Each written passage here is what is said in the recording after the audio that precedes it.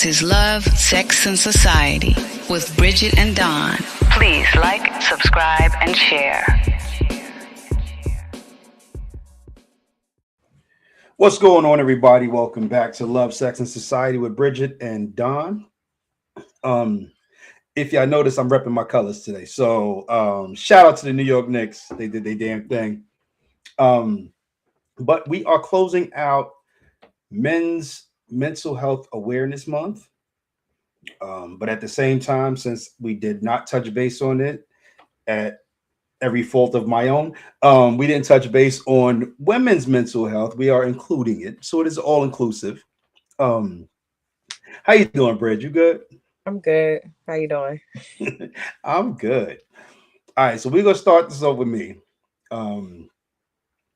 And the question that I have, and I want you to kind of speak to the women because, like I said, we missed their month, and I don't want people to throw things at me when I walk down the street.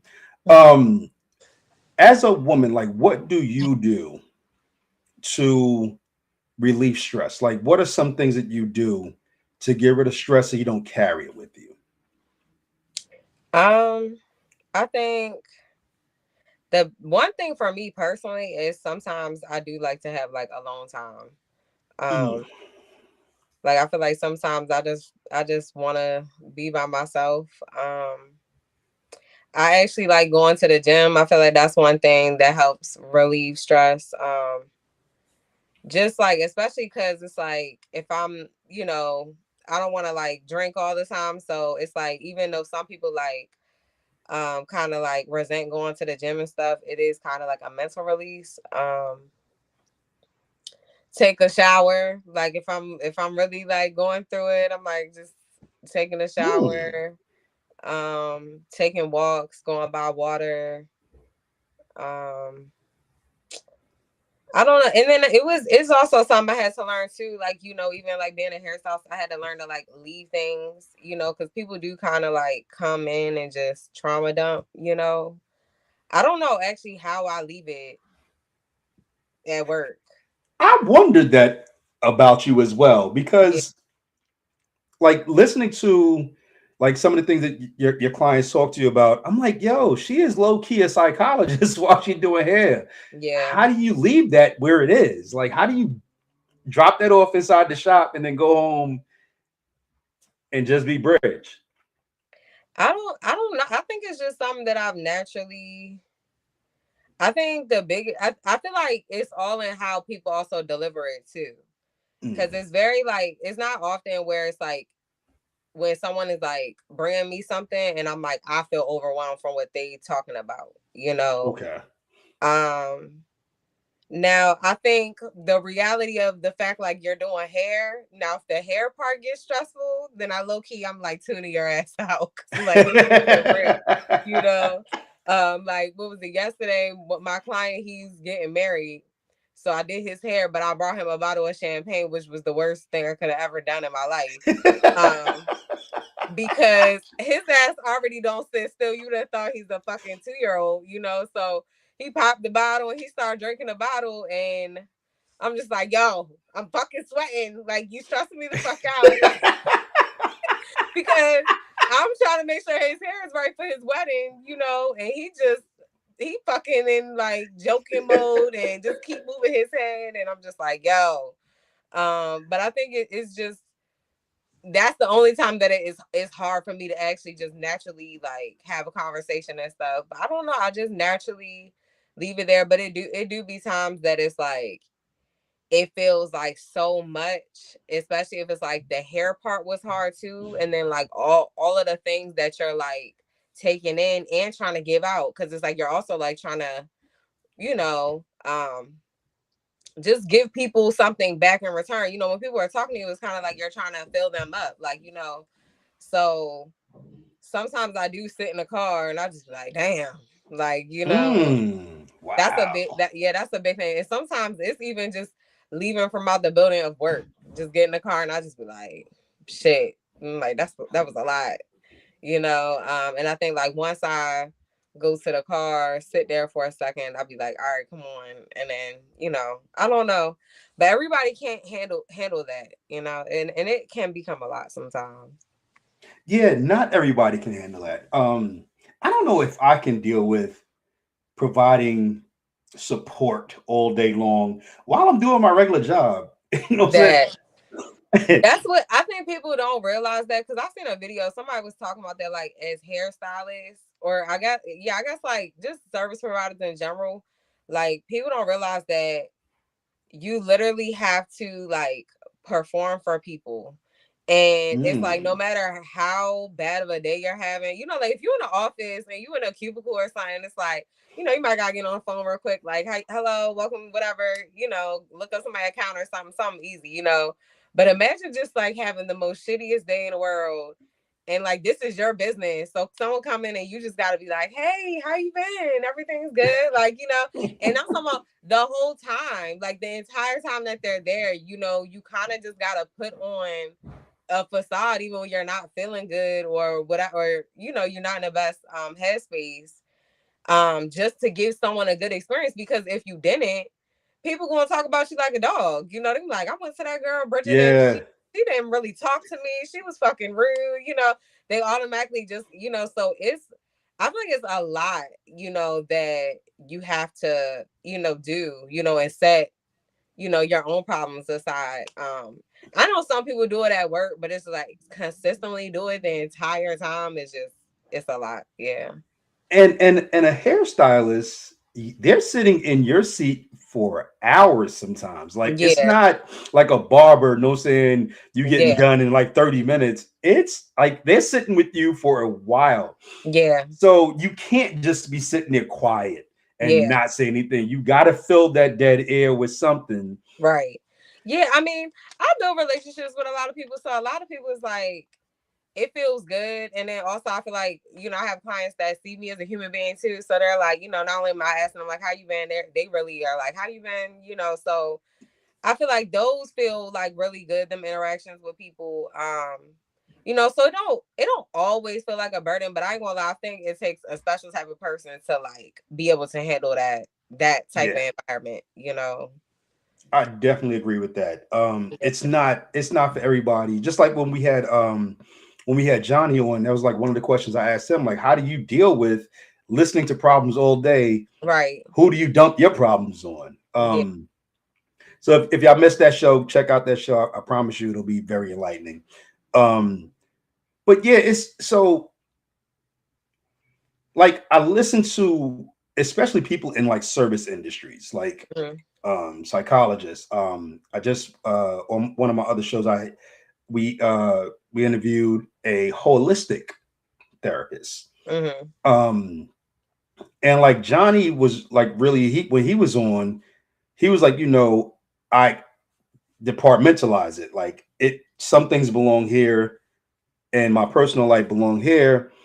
When I talked to Dr. Stevenson, is her name, on Monday, she was saying where she's so healed that she doesn't allow other people's issues to become a part of her. Right. Um, so she had to go through a healing phase prior to getting into that industry.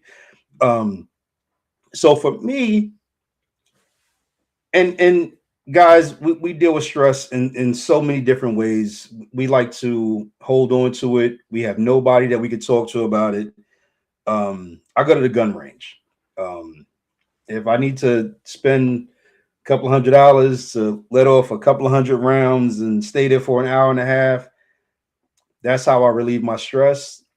Um, but I'll definitely tell all of the guys, like, find a confidant, a friend that you can consider a confidant, that you can speak to, but they're not going to throw it back up in your face later on, or they're not going to throw it back at you later on. So find that person and then find something to do. Like you said, go to the gym. I go to the gun range. I know a couple of my friends, they jog a lot, a lot. I think they're running away from their problems, in my opinion. I'm joking, but they jog a lot. Like they put a lot of miles behind them. But it's a way of not only working out, but getting rid of that stress. I told a friend of mine, like, you have to find an outlet for your stress because stress will kill you quicker than any disease. Yeah. Um, so yeah, it's a lot that we all have to deal with on a day-to-day basis. And then you got individuals like yourself who not only deal with their own problems, but they also have to listen to other people's problems, like cab drivers. For some reason, people dump on cab drivers. Mm-hmm. Yeah, I've never gotten a cab and they're like, let me tell you what this bitch said. I've never done that. Yeah. You know what I'm saying? But they deal with that all day long. So Yeah. find a way to dump that stress off.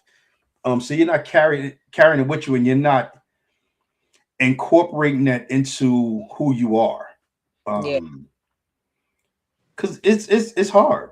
It's hard, especially you know what I'm saying, like with the things that are going on in the world, and women have a plethora of things that's being dumped on them. I mean, society is basically telling women right now, you don't even have control of your own body, so go figure. You know what I'm Yeah. saying? Like if somebody told me that, imagine how I would feel to say I can't do what I want to do with my body. Yeah.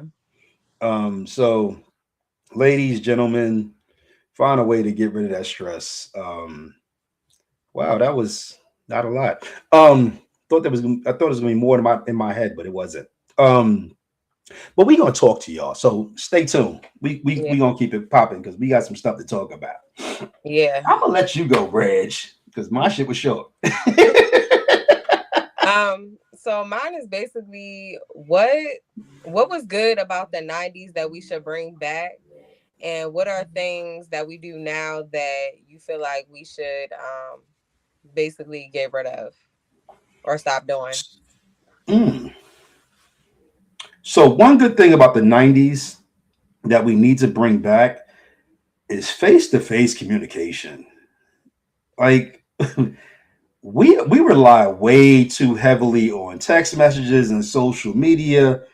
I really think that we need to have face-to-face conversations again. Yeah.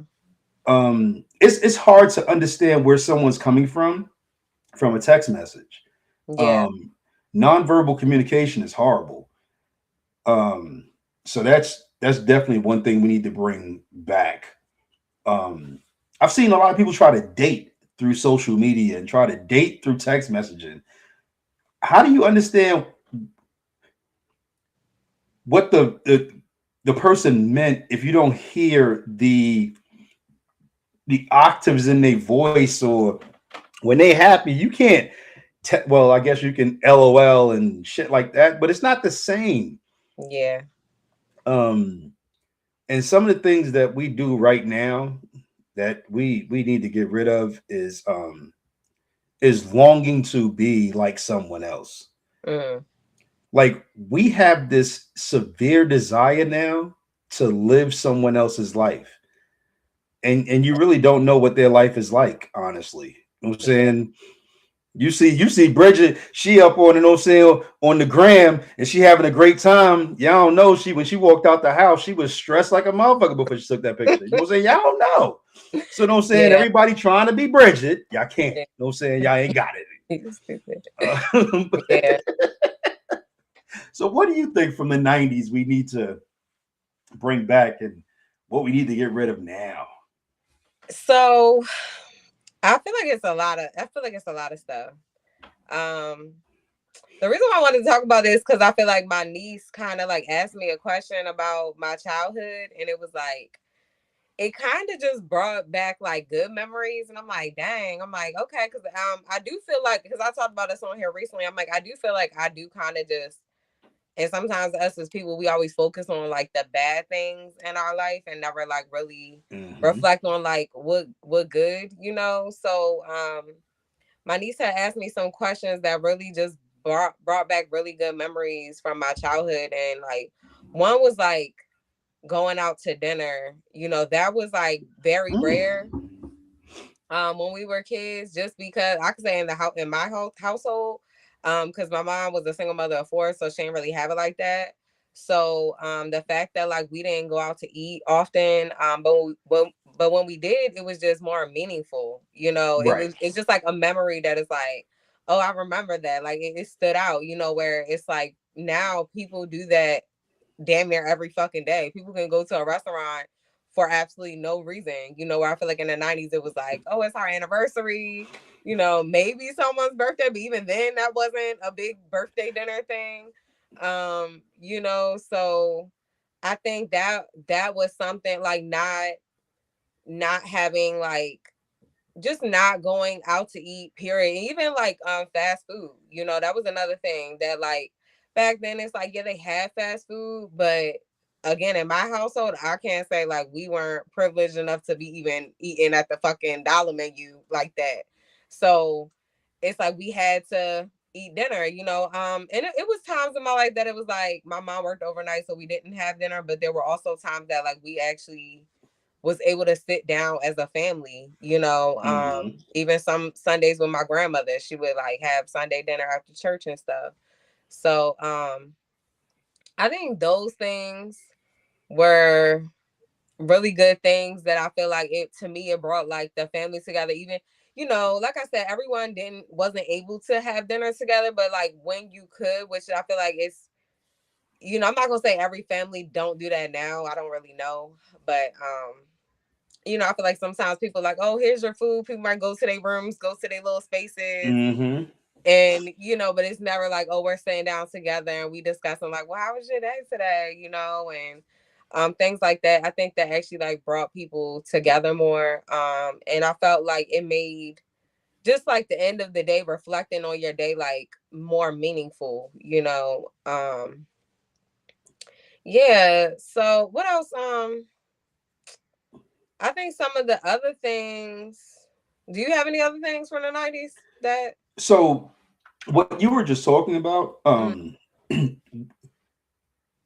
I don't know when it disappeared, but sitting down at the table with the family mm-hmm. totally disappeared. Yeah. I remember with my ex, we used to sit down with the kids and everybody had to put their phones away and we would actually sit down and have conversations about the day. And then gradually throughout the time that we were all together, like you said, everybody just kind of disappeared to their rooms. The boys would play the game and we would even me and my ex, we would go into two separate parts of the house to eat. We would not sit down and enjoy a meal. So yeah, put the phone down and sit down and have a conversation with the family. You'll be amazed at what you learn about your kids Mm-hmm. if you just have a conversation with them. Yeah. Um, you'll start to learn who their friends are, who they're hanging around. But we're too busy doing this now, Yeah. and we're missing the biggest part of what was important to us. Um, and you're right, not everybody got to do that as a family, but when you did, it was important. Like, Yeah. And it was special. yeah, like when everybody sat down and everybody was eating, you might have a little bit of jokes going around, but everybody enjoyed the time together. So yeah, you're right. Um, something else that we need to get rid of Mm-hmm.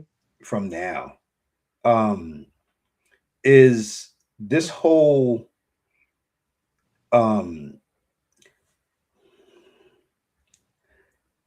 this misconception that we control everything in our environment. Like you don't control everything, but we think we live in a microwave world now. So if I want it, I press a couple of buttons and I own it. It's mine. It's finished. Yeah. But we have to understand that there are things that are outside of our control that we just literally have to let go of. Yeah. Um, we have become a society of whatever I want, I get, and I get it when I want it. But that's not the case. And you have people who are suffering from depression because they feel like I don't have control over my life. Well, you never really had control over your life. You have control over parts Mm-hmm. of your life, but we walk around now like if I meet a guy and I tell him he need to come when I want him to. Yeah, if he got other shit to do, he's not going to be there. Or if he just don't want to be there. Yeah. And what we've taken that as is if we don't get the things when we want it, we're failing at the thing. So it's like, okay, if like for guys, if we reach out to a woman that we dating and we say, yo, I'm gonna come through and pick you up, and she's like, no, I got other things to do, we feel like we're failing at dating. That's why we think that the dating scene is so horrible. But if Yeah. you just step back and just appreciate the moments that you do have together, because people get busy. Times get rough. You got to do what you got to do. But we feel like we have to control everything now. Yeah. Bring back not everything being about money. Facts. Another thing that this was one of the things my niece had asked me about, but kind of like you said, living in a microwavable world. I think that's the one thing that, in a sense, I kind of wish we didn't. How we have easy access to things, like, back in the 90s, we couldn't just, oh, let me place my grocery order to come get delivered on my step. That shit did not exist.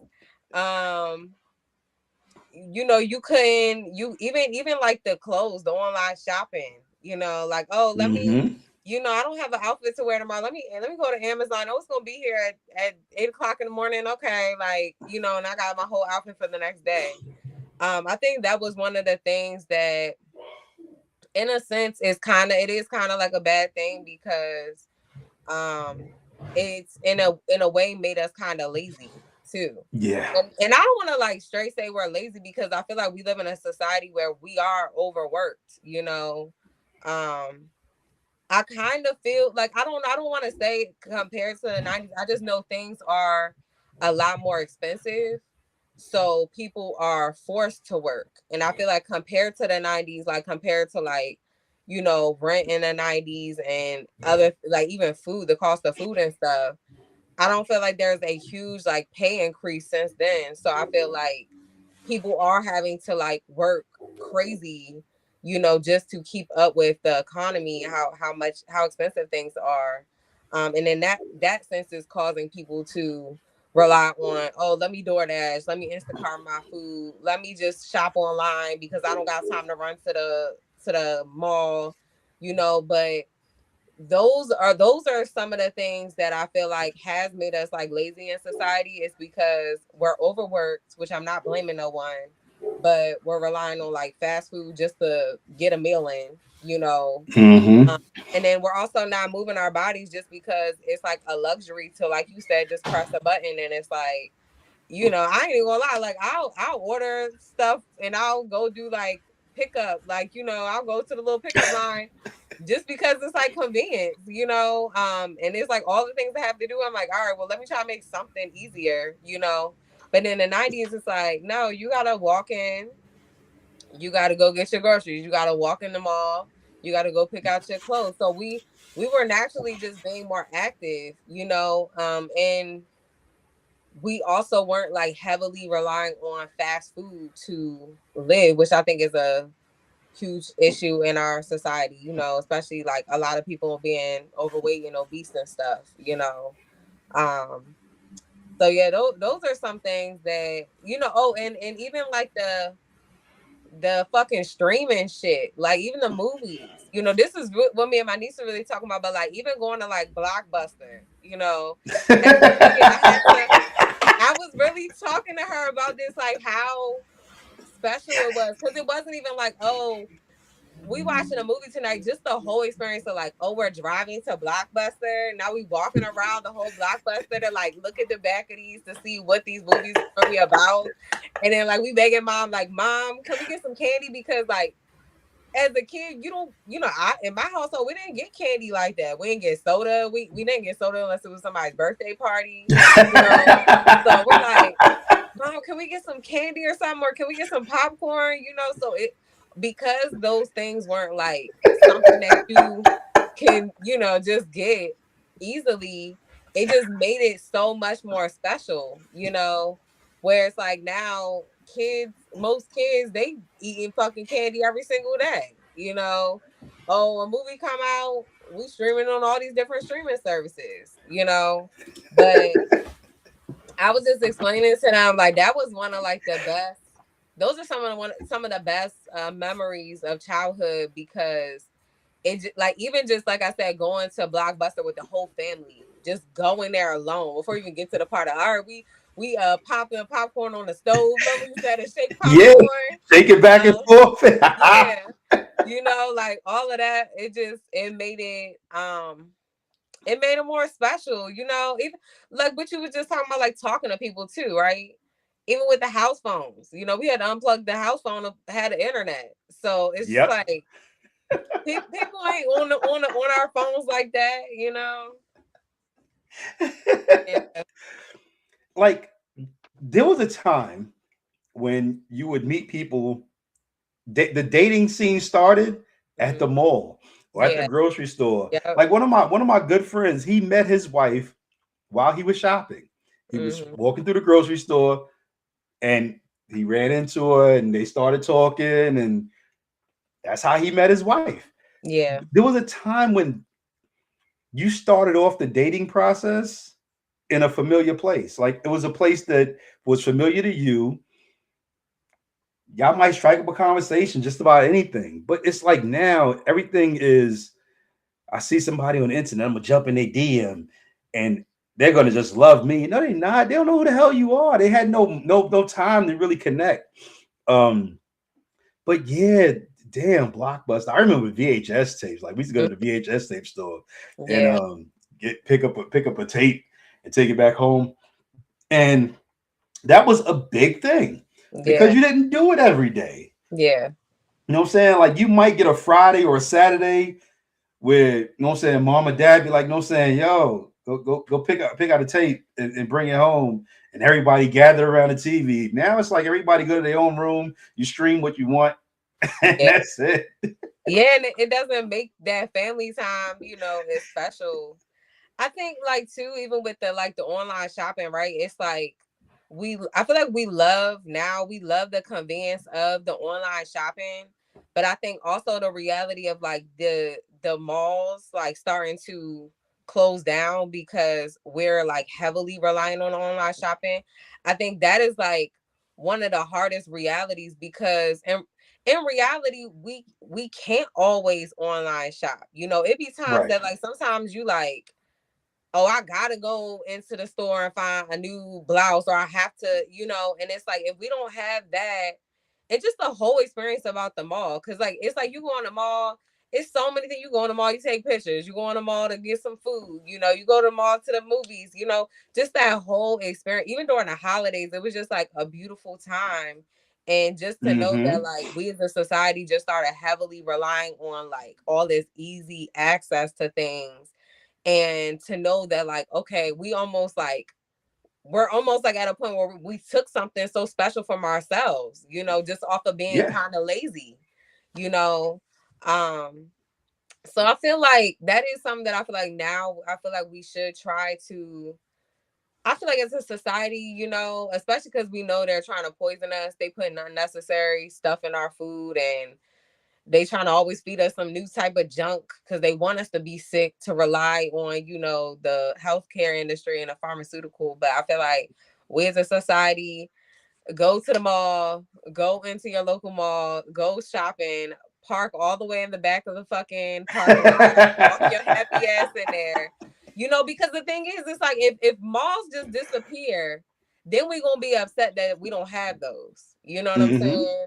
I think we really have to reflect. Like sometimes we reflect on certain things, but we gotta reflect on especially at our age, where like we've seen how times have changed in so many ways. You know, and I don't feel like everything that we did do in the 90s was a bad thing. And I feel like some of the things that we're doing now, it's convenient, but I don't necessarily feel like it's really the right things that we should be doing, you know? I think some people won't feel different about this, but one thing I'm going to say, I think we need to bring back ass whoopings. That's what I first Hell yeah. Now shit, I'm talking shit. Whoop that ass. Yeah, I ain't gonna lie. I'm like, man, some of these kids be bad as hell, and they be really like popping off their mouth, and I'm like, yeah, y'all need y'all fucking ass whoops. So yeah, that's one that everyone might not agree on, but some of these kids, and one thing, like another thing too, right? And I don't know if you've seen this, Don, but I was talking to someone about this recently. It's like even kids now, right? They have clearly they haven't got their ass whooped in their lifetime, but this is just how you see time change. But like when I was a kid, even if me and my siblings like were outside and if we did cuss, right? If we seen an adult, we would not cuss around an adult, right? Right. But these young kids, anybody could walk past and they just cussing their little asses off, not caring. And it's like, well, I just feel like when we were young, we wouldn't dare cuss around no adult. These kids don't care. They don't give a they don't give a shit. Not at all. Yeah. Which I think is crazy. You know, I feel like, you know, we had oh shit. Not sure what happened. Okay. Like the other day, I was going to buy something from the store. It was something for the yard or something like that. Got dressed, went outside, got in the car, started the car, and I was like, I could order this shit off Amazon.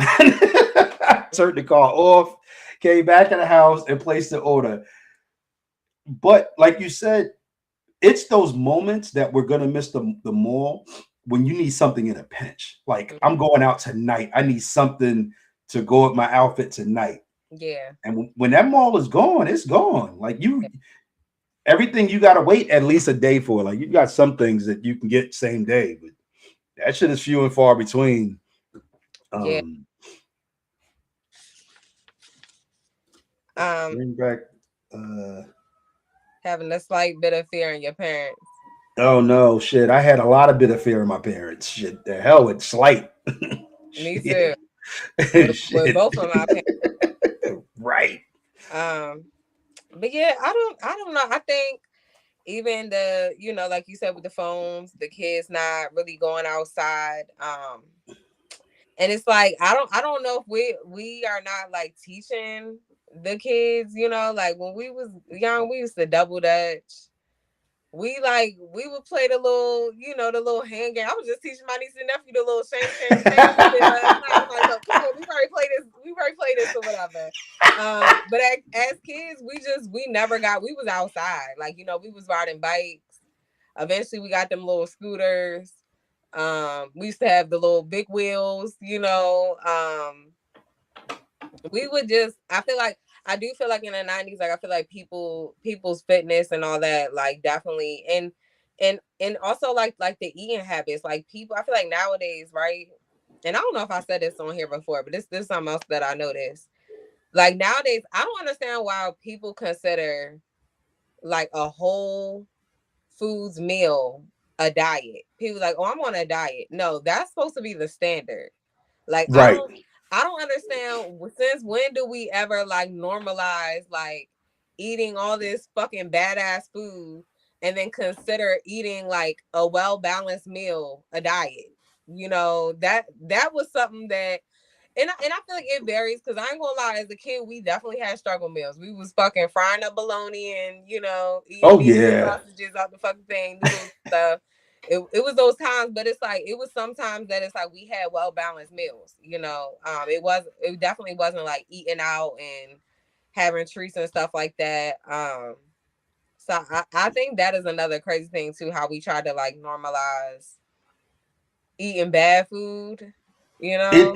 It is normal now. Like even can you think of a time when you in the 90s when you was a kid and you was ready to eat and your mom was like, yeah, go ahead and pop that TV dinner in the microwave? Hell no. Your mom actually went in there. She cooked. You had your meat, you had your starch, you had your vegetables. Yeah. You know what I'm saying? Like now it's like kids are just put something in the microwave and that's what they eat. And that processed food, it does a lot of damage to our body. And I learned that the hard way, because when I was ripping and running the street, all I had was processed food. So McDonald's, Burger King, you know what I'm saying? Or pop something in the microwave. And that processed food, I think, in my teen years, my later teen years, that shit did a lot of damage to my cholesterol, my blood pressure. Yeah.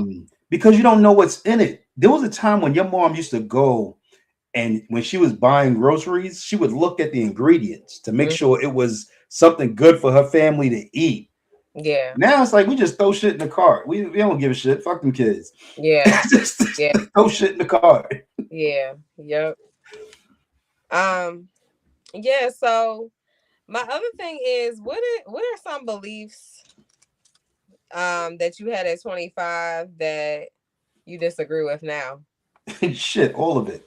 Everything I fucking believed at 25 was wrong. But the biggest thing was that I understood women.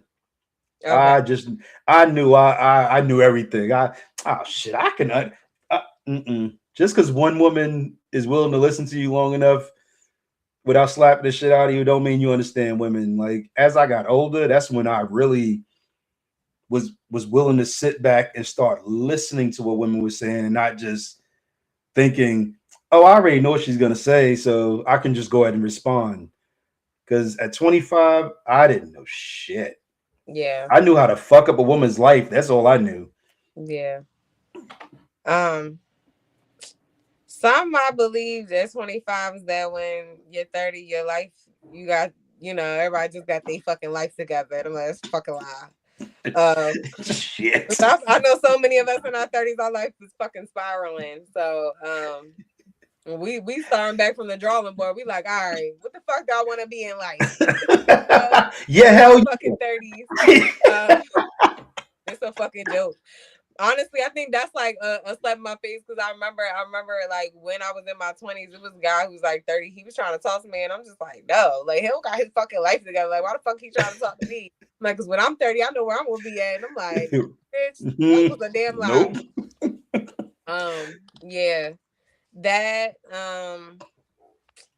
just that like, I think also like life happens on like how you think it's supposed to happen. Like, oh, I'm gonna be married by this time and I'm gonna have kids, and it's just like, okay, like you realize like everything is, different for everybody. What are some other things, Don? You got any other things? Yo, I thought at 25, I was like, yo, by the time I'm like 35, 40, I'm set. You know what I'm saying? I know everything is gonna be good. I'm gonna put in the work now.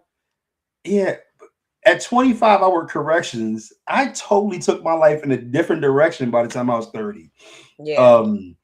Like we have to understand that we are going to grow up past 25. 25 is a cute age. 21, 22, 23, 24, 25. Hell, 30. Those are cute ages. Like we're thinking, oh shit, by the time I'm 40, I'm set. I know everything. Like, think about it. When did you open your own business?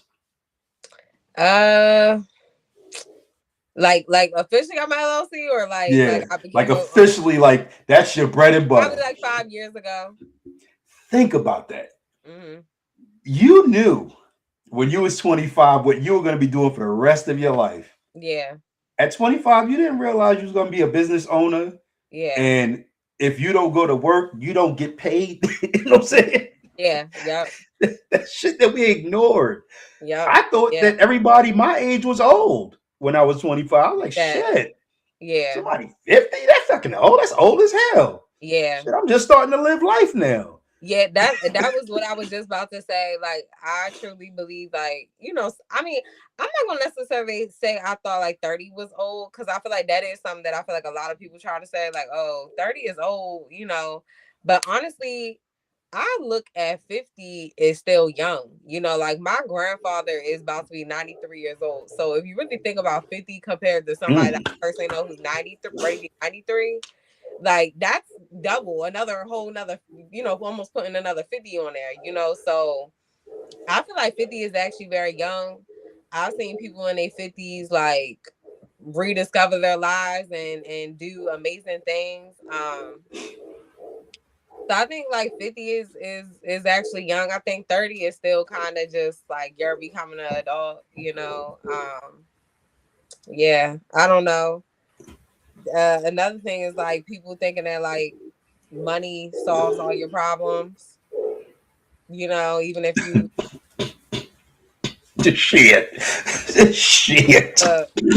sometimes when you 25, you just you got in your head that like, oh okay, well as long as I have money, but it's like money ain't gonna help with that trauma that's in your head and Right.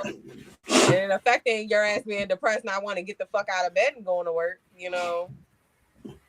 Like, I don't know. I can't remember if it was Denzel Washington or Will Smith, but one of Mm-hmm. them said, when you get to the point when you're making $1 million a day, that's when your problems really begin. And I'm Yeah, like, when I read it, I was like, I'd like to have those problems though, like $1 million a day. But do you really? Like, there was a time when we enjoyed the day to day. mm-hmm. We don't get to enjoy the day to day now. You know what I'm saying? Yeah, Everything is about making money and spending money. right. There was a time when we could actually sit back and be like, I'm like you said, I'm gonna go outside and play some fucking double dutch. Right. I'm gonna run around the damn complex with my friends. Like, Yeah, we rushed to get to an age where we lost control of our lives. yeah, yeah. Like, we really rushed for that shit.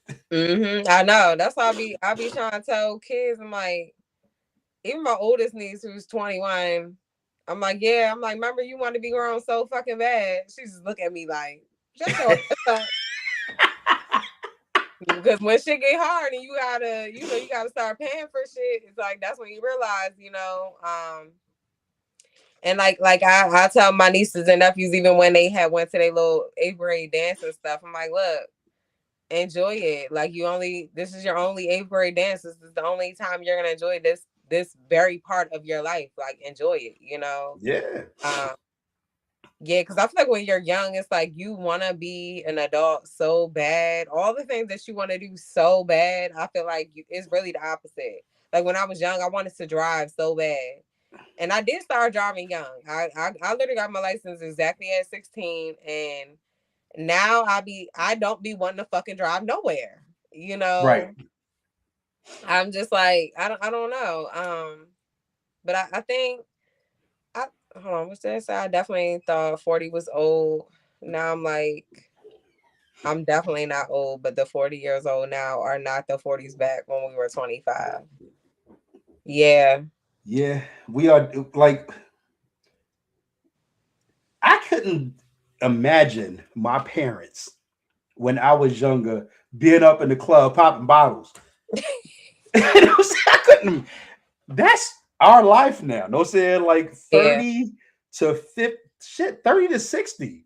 Yeah. You up in the club, know what I'm saying? You got somebody walking around with a banner talking about it's your birthday. Can you imagine your fucking parent doing that shit when you was younger? Hell No. no. They was making sure that there was food on the table, there was clothes on your back. Like, they had responsibilities. We just like, fuck them kids now. I'm Yeah. going to the club. Yeah. I think something too, like about the 90s versus now. I think we actually like fought harder to keep the family together. Mm-hmm. Where I don't want to say because I feel like especially with us black people, I feel like sometimes we have sometimes we have like unhealthy and toxic family members. And I feel like so many times, even in the past, like it's just like, oh, that's your grandmother or that's your sister or whoever. So people feel like you have to Mm-hmm. tolerate even the ones that are extremely toxic or using you or disrespecting you. And so it's like I do want people to set boundaries for themselves, but also I feel like we're at a time where people are so easily to cut off their family for things that I feel like are just petty. And I feel like we did fight harder back then to like keep our families together. Like it was like we're having family reunions. And it's like, I think people just took pride in that. And even at the bare minimum, like, if we can't get something luxurious, like we're gonna pull up to the park and we're gonna have a cookout and everybody brings something.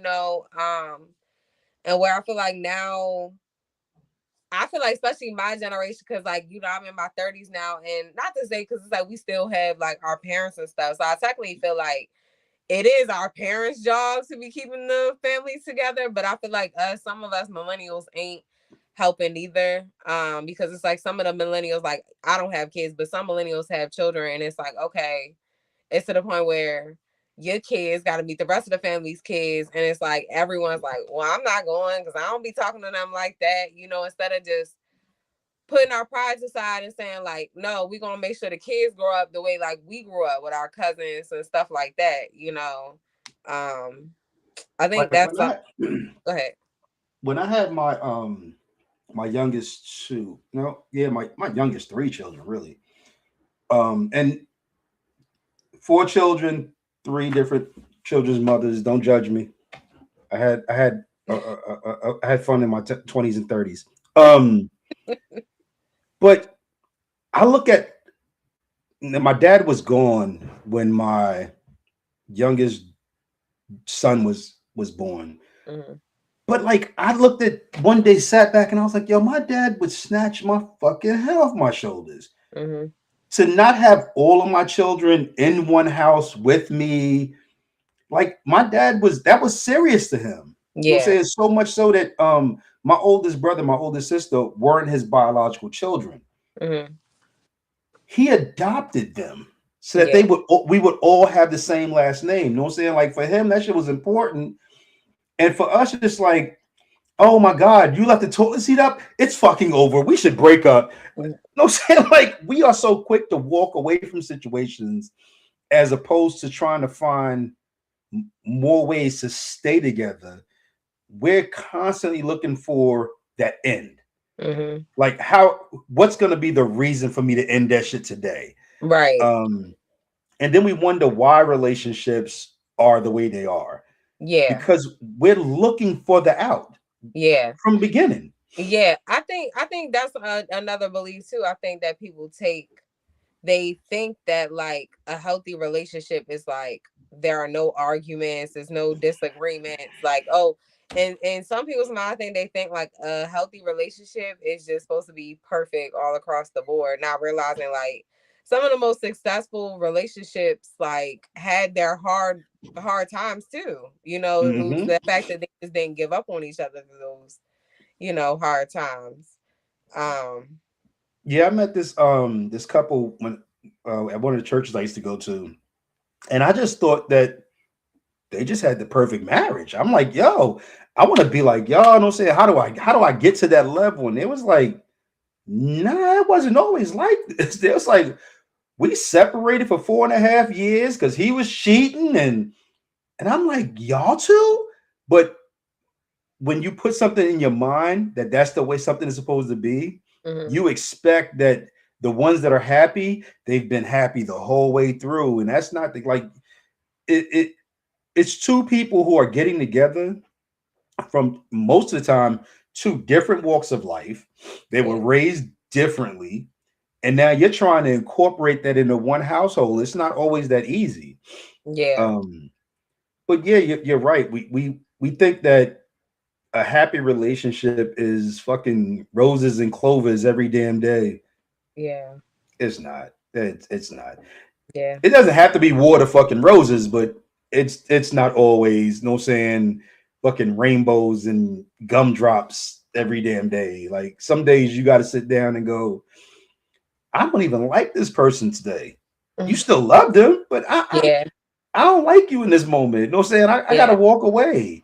But you don't walk away outside. You go to another part in the house and you regroup, and then you come back and go, you know what? That shit wasn't that serious. Yeah. Do you because like I feel like back in the day, and I feel like maybe probably even before the 90s, I feel like, you know, we talked about this too, that, you know, a lot of people wouldn't go tell their parents like, oh, I'm pregnant unless I was married. Um, which I feel like it caused some people to get into marriages that really weren't for each other. And then they ended up just sticking it out, you know, for 30, 40 years or whatever, and they just like tolerated each other. But do you feel like that is something that Do you feel like that is something that is good that people have stopped doing, is feeling the obligation of getting married? Because it can go one or two ways, like with the how it affects children, and also, I feel like it can affect children in different ways. But also like even for your own life, because it's like it's almost like some people have chose to settle and be unhappy just to maintain this family. I feel like we went from one extreme to the other. Mm-hmm. Like we went from women who would stay around being battered and beaten for years Mm-hmm. without walking away, which I don't think that's good either. I felt like, they needed to have that, okay, this is not healthy for me and I need to walk away. But we went from that extreme to I'm gonna walk away at the slightest bit of trouble. Yeah. Um, so we need to find that medium between the well, that's really three generations separated, probably. Um, but we need to find a median where we're not so quick to walk away, but we're also not going to stick around and be mentally and physically abused.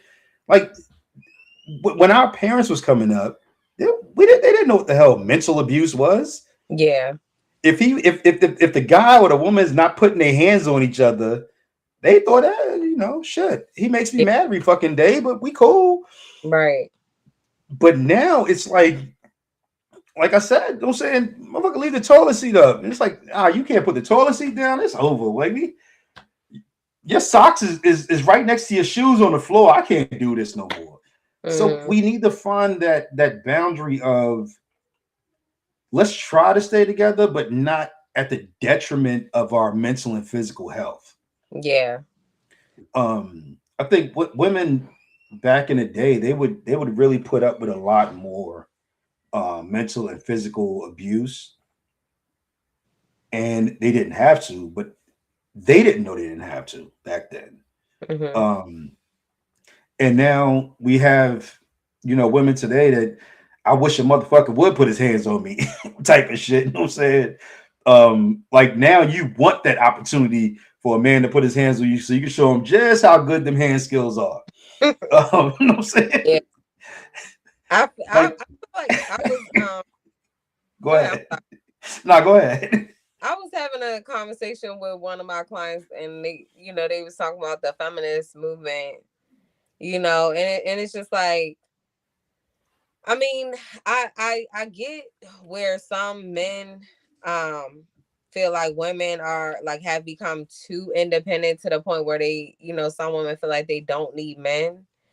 But I feel like that, like what you just described, was like part of the reason why I feel like it did start. I feel like it was the fact that like some of our grandmothers or mothers were in verbally abusive relationships. Some was physically abusive, um, and if women, if you're married or you're a housewife and you're fully dependent on this man to like take care of you and your kids, it's like, how are you going to leave if you have nothing? Right. You don't have a job, um, so I feel like, with every generation of women that came after that, I feel like the mothers, and I feel like even some fathers, right? Because I feel like fathers do it too. Even though I feel like some men don't understand this, and maybe they're not men that have daughters, But Mm-hmm. I'm gonna ask you, Don, like, as a father, I just feel like as a man, wouldn't you want your daughter?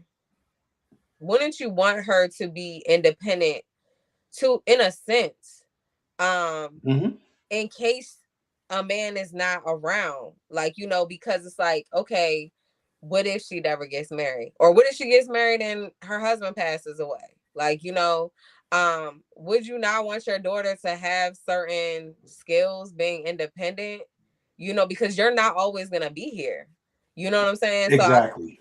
I think that's where like some men don't, and I really believe it's the ones that don't have daughters don't really understand, because I feel like a lot of our parents and stuff, especially when it comes to like how they raising women to be so independent, it's for that reason right there, so they don't have to be in an abusive relationship. And if they are, they know how to get out and survive on their own, you know?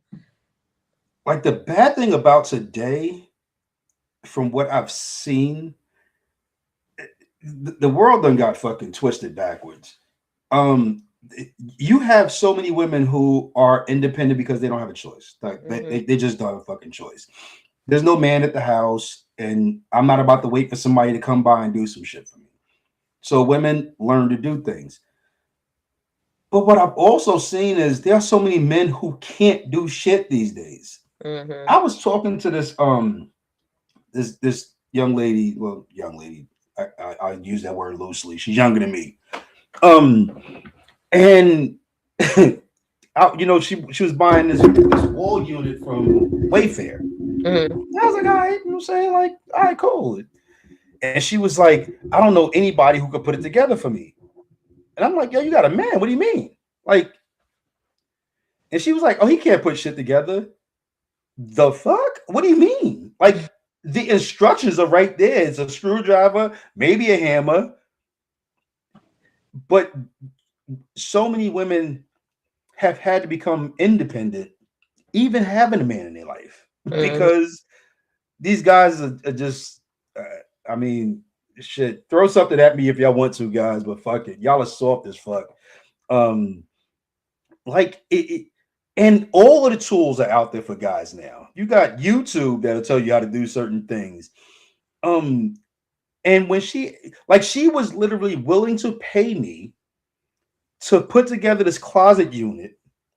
And I'm like, yo, you live with a guy. Like, you know how disrespected I would be if a guy came into my house at the request of my wife to put some shit together in my house that I should know how to do. Like, the instructions is there. The water heater went out in our house, and I literally YouTubed everything about that water heater before I finally called fucking Roto-Rooter and told them motherfuckers to come and fix it, because I was like, okay, this is outside the scope of what I could possibly do. Right. But for a woman to ask another man to come into the home that her and her man reside in, to put together a closet unit, I was like, there's no way in hell my wife would call another man to come in here and put shit together. Yeah. I mean, I feel like you said, I feel like some women have no choice, and I feel like that's why some women do chase after their careers, because it's like, okay, I'm gonna learn how to do it myself, and if not, I got myself in a place financially that I can just pay for, for someone to do the things that I can't, or I'm not willing to do myself, I don't know. I don't necessarily feel like women just want to be super independent. I feel like you said that too on here before. You was like, even the most independent women don't want to be independent. You don't want to. Yeah, like I never woke up and was like, I desire to just fucking be the man and the fucking woman. Like, no, what the fuck? Who the fuck wants to do that? But at the same time, especially someone who's been in like very toxic, verbally abusive, physically abusive relationships at points of time in my life, and knowing how I was like mentally, I would rather much know how to do things by myself than tolerate being in a toxic relationship with someone. And then again, someone who probably wasn't doing half the shit that I could do for myself, and just tolerating that. So I think it's just like, even with the whole women being independent, I feel like, and we talked about this on here, it's just, as a woman, you don't want to always, and a man too, that's like, if a man, like, okay, say he get married, his wife don't work, right? And so his wife cooked his meals for 20, 30 years, right? And if hypothetically your wife passed away, you don't even know how to cook for yourself. Now you old as hell, and you warming up TV dinners. Now you're fucking cholesterol high and everything else, because you eating all this highly processed food, so back when I was a customer service rep, I talked to this guy on the phone, and he was calling because his wife had passed away, and he was trying to get everything together. Like he's trying to figure out what bills need to be paid. And he was like, for the last 40 years, all I did was bring the money home and she managed the house. And he literally was sitting there going, I don't know how to pay the electric bill. Yeah. Because you can't become so reliant on anyone that you lose your self-reliance, first of all. But then guys have been complaining about women being too independent for so long. Like that's been our shit. You too damn independent. You need to let somebody do some shit. And you know what women said? Cool. Put me in my soft girl era then. And then they're like, wait. I don't know how to do that shit either though. Mm-hmm. So why don't you just shut the fuck up and let her do what the hell she was doing? Because she was doing fine before you told her you too independent. Like, I think a certain amount of independence for anyone is important. Now, I am also a big fan of women being able to be fucking soft. Sit back, relax, and be soft. The other day, I think I just got too intoxicated. I was about to say I was sick, but no, I just got too intoxicated. Mm-hmm. And my wife drove me home. She drove us home. Mm-hmm. And like the next day, I was like, don't let that happen again. She's not supposed to be driving. The fuck? Don't get so drunk that you can't drive your own self home next time. Yeah. Because yes, I want her to be soft. I want her to enjoy being a passenger princess and relaxing, just chilling. But I also want her to be able to do some shit on her own too. Like if the damn car break down and I can't get to her, I need her to go, okay, I know how to change a tire. Right. But I don't want her to have to change the tire. Yeah. You know what I'm saying? Like we wanted women to get rid of that independence so bad, and then they did. And now guys are sitting there going, well, I can't do everything. Then shut the fuck up and let her be independent sometimes. I mean, that's how I personally feel about it, because it's like I feel like a lot of stuff be like a contradiction. Like I feel like you can't sit here and be like, oh, well, we need to go 50-50, but at the same time you're like mad because a woman has independence. You know what I'm saying? Like I feel like I don't know. I feel like, but at the same time, like some men will complain about it when it comes to their relationship. But if it was your daughter, like I said, if your daughter was in, and the client I was talking to about his what he was trying to justify was saying like, well, I don't think it's the fact that women should have to learn to be independent. I feel like her parents should teach her how to, what was it? Teach her how to submit. No, not submit. It was. Oh, I was about to say. No. It wasn't submit. It was. It's like when you picking a partner out. I can't think of the word though. Okay, when you vetting somebody to be your partner. Yeah, so vetting a better type of partner. But I'm like, I personally feel like even a man who would probably be deemed a good man, right? Like, oh, I love my wife, I take care of her, this, that, and the third. But I feel like even those, I feel like sometimes you never know, like as a woman, I feel like getting in a relationship with a man, like if he takes any of that, like, oh, let me take care of you, as like now it's turning into him trying to control, I'm not gonna say it never happens, because I definitely feel like they're in the, I feel like there have been relationships where it's like a man like, oh, I don't want you to work, whatever. And they're not trying to use that as like a form of control, but I feel like for far too long, and even what I see today, I know women who don't work at all. And it's like their men definitely use it as a form of, some of their men use it as a form of control, Yeah. My dad used that as a form of control over my mom for years. They were married they were married till they both passed away. Like but they separated. But when they were together, he wouldn't let her work. Mm-hmm.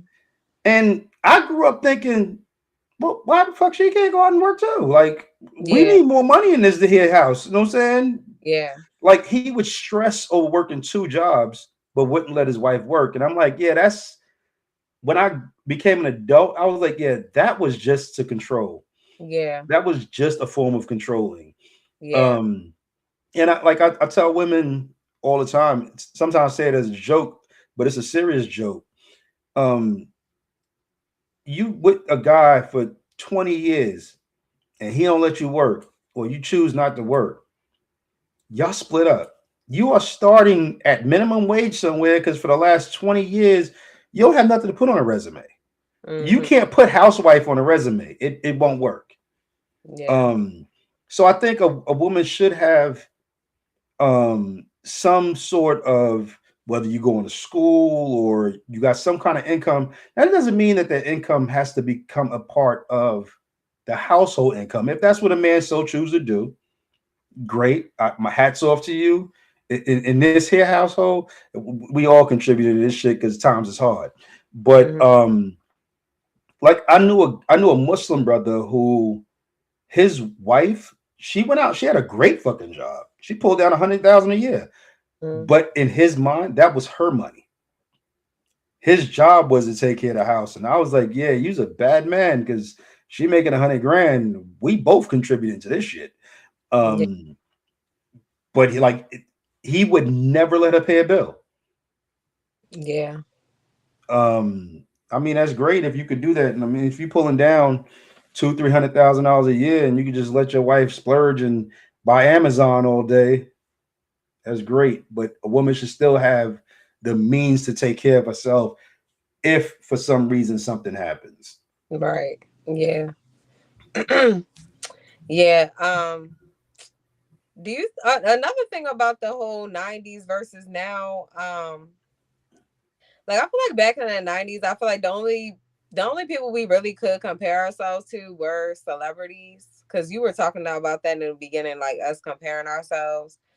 Do you feel like because I'm not gonna say, like, I feel like in the 90s it's like people did follow trends, like, you know what I'm saying, like, but do you feel like as a society now, do you feel like we live above our means trying to keep up with celebrities because we're like fully in their day-to-day lives, and then not only that, we have like these social media influencers too.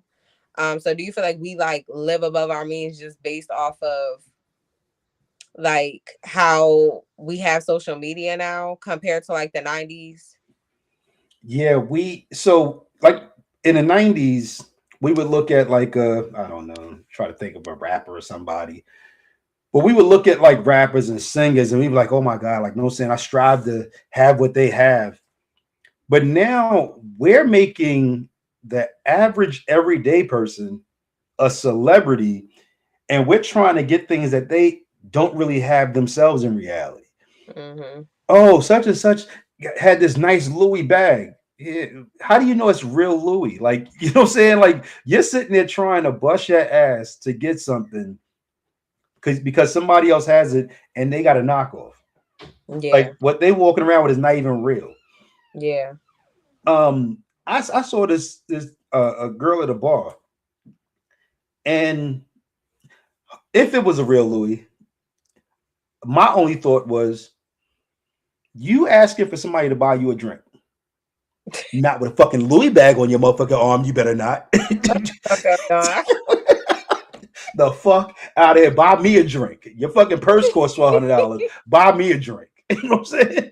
So But we are making people celebrities, and we're killing ourselves to have, because somebody else says they have it, and what they have is may not even be real. Um, unless, like we talked about one time on the show, how you see somebody go on vacation mm-hmm. and it looks like everything is just perfect. The pictures are perfect, but you don't know how many times they had to take that picture over and over again before it was perfect. Like, Right. they didn't walk out on a yacht and just take the perfect picture the first time, or they may not even been riding on that yacht. They Mm-hmm. went up there to take a picture. Yeah. Who was it? Bow Wow, who went to an airfield and video of him getting on this damn private jet, and motherfuckers laughed at him because it was like, yeah, I saw him on a commercial jet that day. So they'll say like we're making people celebrity and they don't have shit, and we're killing ourselves. Yeah. I think also like in the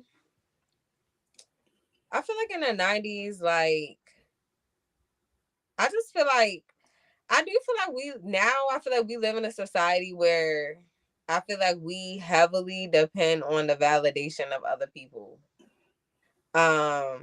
Where I feel like in the 90s, because we didn't have social media, and even the ones that they did create, like what was it, Black Planet and stuff, those weren't visual. You know, a lot of our first little interaction, like, you know, sites of interaction or whatever online, they weren't really visual where you can see into people's eyes. It was usually just, you know, words and things. But I feel like in the 90s versus now, it's like, not to say some people didn't value like having nice cars, but now it's like people are like, oh, I have to have this because of what it looked like, you know, or even like, you know, not to knock nobody, because it's like, you know, if you can, okay, cool, but it's like the whole prom send off, you know, it's like you renting crazy cars and dropping thousands of dollars on dresses, you know, where, you know, some people don't even spend that much on a wedding dress, like, you know, so even back then, like with like even if we want to talk about sweet 16s or just birthday parties in general, I feel like people are literally like going broke trying to keep up. Where I feel like in the night we're like, okay, we busting the tub ice cream and they got the strawberry, vanilla, and the chocolate. You know what I'm saying? Like we it was like chips and some Huggies, you know, like it was very simple. And the thing is, this is how you know, I feel like as kids we were very content with that. Like we didn't look at like having a birthday party like something so simple as like, oh, I didn't enjoy myself, you know. And I feel like when we talked about last time, when the person who tuned in was like, we were talking about entitlement and stuff like that. I feel like nowadays, you know, I feel like people enable their children by like, oh, we eating out every single day, we going out to eat all the time, you get candy every single day, you get candy every single week. You know, your birthday, the bar is set all the way up here, so every birthday has to be here or bigger, you know. And to where it's like, I feel like instead of having, not saying this is the case for everybody, but instead of having children that are extremely grateful for just whatever they have, you know, you have children that now have become so entitled that it's like, that's it, you know. Like, haven't you seen them videos where like a parent has got a kid a car for their birthday and like they're mad because it's not a Tesla or something? I'm like, what the fuck? Like, I was listening to that on the radio. What the hell was that? Where this girl got mad because her mother didn't buy her a G-Wagon for graduation. Yeah. Because her mother drove a G-Wagon. Your mother got a good job. You know what I'm saying? Like, it was on the hell is the damn radio station here? 98, 92, whatever the hell it is. Like, yeah. And I'm like, this is really a conversation? You know how hard I would hit my child in the fucking forehead if they sit there and go, you ain't buy me a G-Wagon for my graduation? Yeah. I think that is something that I feel like we should, you know, maybe go back to from the 90s, is just normalizing not giving your kid everything that they want based off of you not getting everything you want as a kid. Because I think that comes from a lot of like projection from, you know, like, oh, well, I remember when I was a kid, my mom forced me to eat whatever she made for dinner, but I'm not going to do that for my kids. So if my kids don't want this, then I'm going to make them a whole new meal, or I'm going to just go get them whatever they want. Or when I was a kid, I hated having to wear my hair a certain way. So I'm going to let my kid bleach and dye and fry their hair or however they want. Like, you know, I think, you know, all of that comes from, like, you know, some of people's, you know, projection from their own childhood. So I feel like people should heal that inner childhood wound.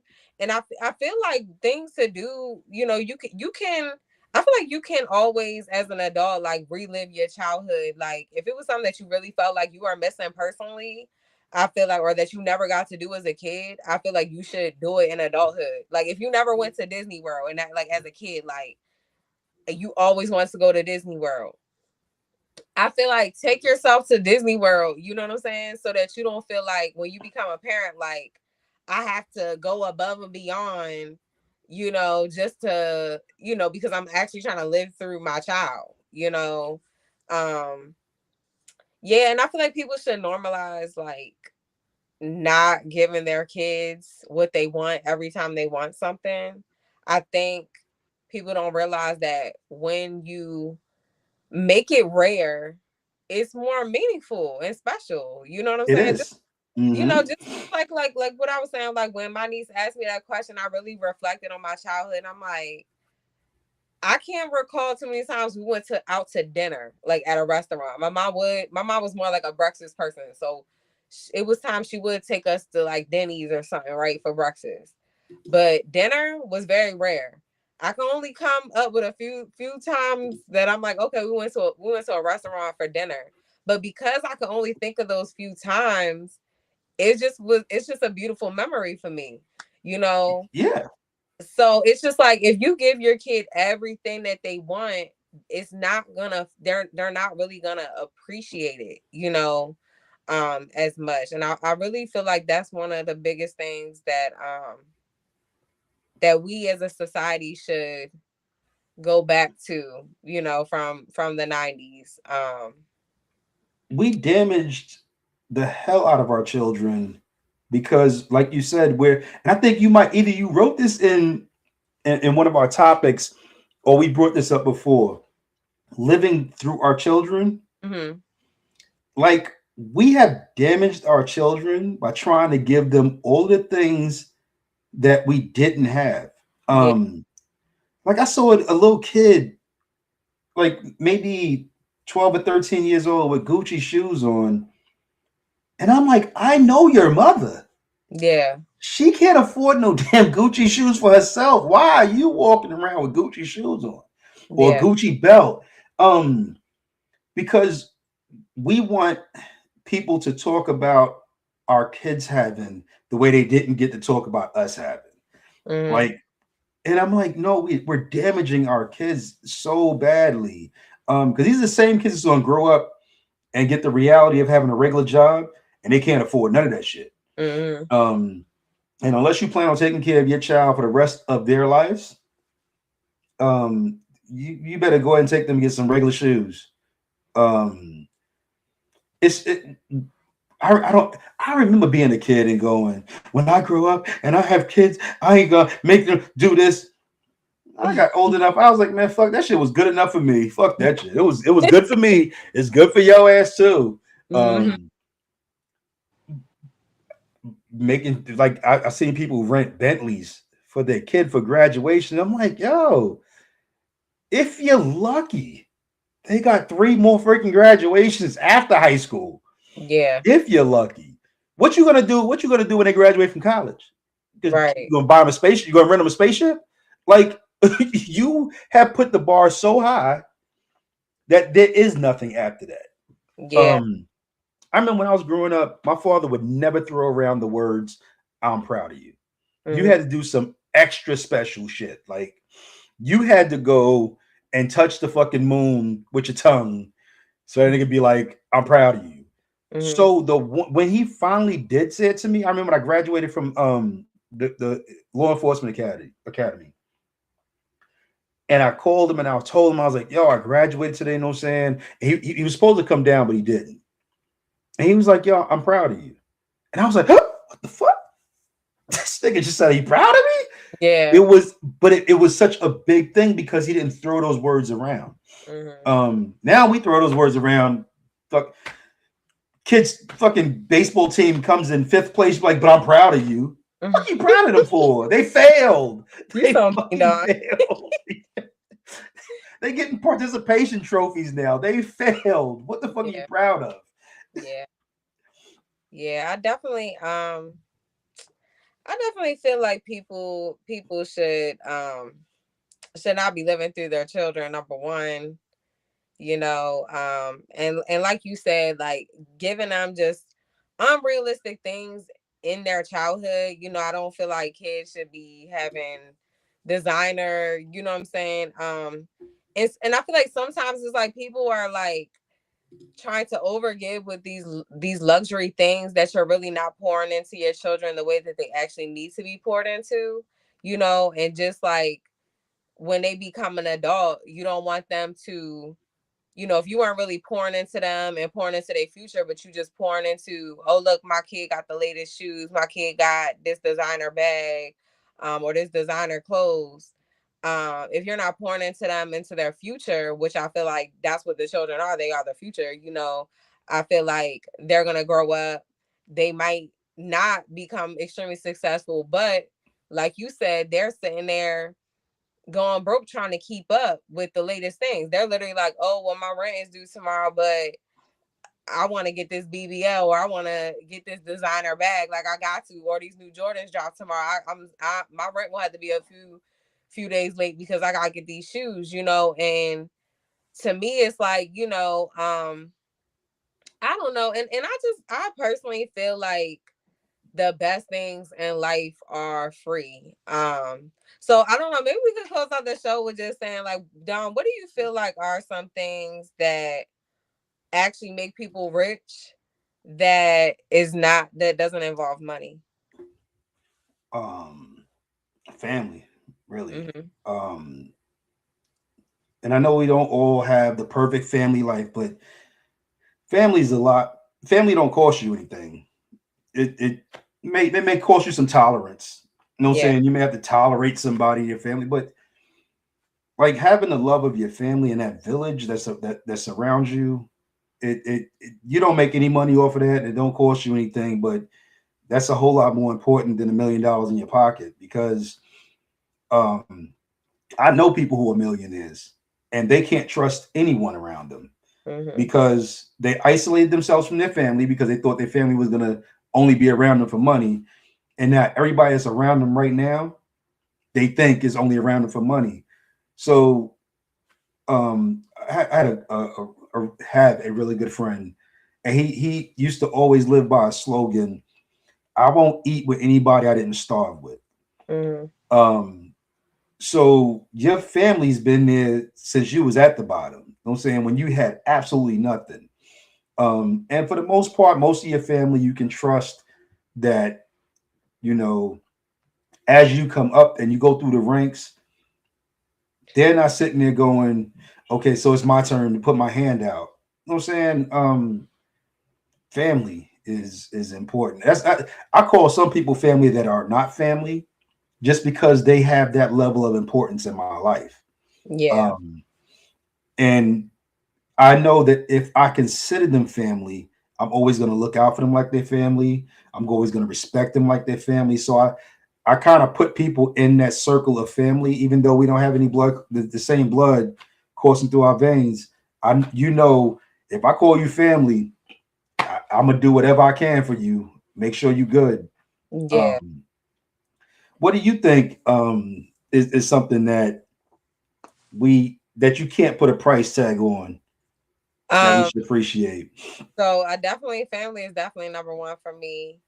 Um, I think like our physical health, Mm. because I feel like what 1, 2, 1, 4, 3 Trip said, the ability to just do, I feel like a lot of times we don't realize how blessed we are until either something has been taken away from us, like for example, like, when I had foot surgery, it's like you don't really appreciate the fact that you could just get up, stand, walk, run, you know what I'm saying, until you can't do it no more.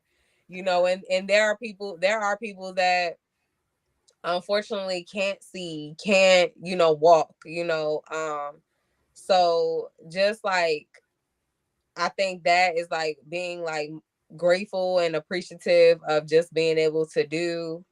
I think even like forgive, which is like, because 143 trips that love, peace, like, you know, I feel like forgive. I get that, you know, I don't ever try to like invalidate people when people hurt, you know, when someone feels hurt from someone. But also just, I think a lot of times a lot of people, and it's easier said than done, like people take things personally when people hurt you. But even if it's just like you forgiving for the sake of your own peace of mind, you know, because I think people don't realize like you're actually hurting yourself more when you're holding a grudge, and you know, you have all of this like, you know, resentment towards someone. People really sleep on the fact of how much it really takes from your peace of mind. So I think like forgiveness, love, family is big, and like just being like 143 trips, just being able, you know what I'm saying? Yeah. To appreciate the small things. I feel like when we leave this earth, we can't take anything or anyone with us. So I think, you know, instead of people always focusing on the aesthetic and what it looks like to everyone else, is just enjoying your life at whatever phase you're at, and loving on your family, and also, like I said, being able to forgive even when people hurt you, just because even when it comes to your family. And I'm not saying you have to tolerate any and all types of disrespect, you know, but at the end of the day, I feel like you do need those villages, you know. So just as much as like, you know, you get mad and you hold a grudge, you should also be able to forgive and still love people, you know. So those is my things. Well, we're gonna leave it right there because I'm gonna try to top that. So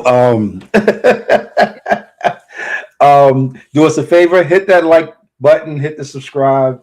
It costs you nothing, but it helps us out tremendously. We're trying to become a part of that algorithm where everybody, when they turn on YouTube, they see us automatically. So hit the like, subscribe, and share it with somebody who might benefit from it. We're here every Wednesday. Well, when we're not tired, we're here every Wednesday. So tune in next Wednesday. Link up with us. We're trying to coordinate right now with a financial planner. So for everybody out there, we will let y'all know in advance. We're gonna blast it all over social media, because I think right now we're not focusing on our personal finances enough. Just like Bridget just said a little while ago, we stress ourselves out to buy things that are unimportant, and we don't have anything set up for our future financial plans. So we're gonna get a financial planner on here. I'm already in talks with her. We just gotta coordinate. But next week, tune in. We'll have something else great for y'all. But until next Wednesday, we out, y'all. Have a great night.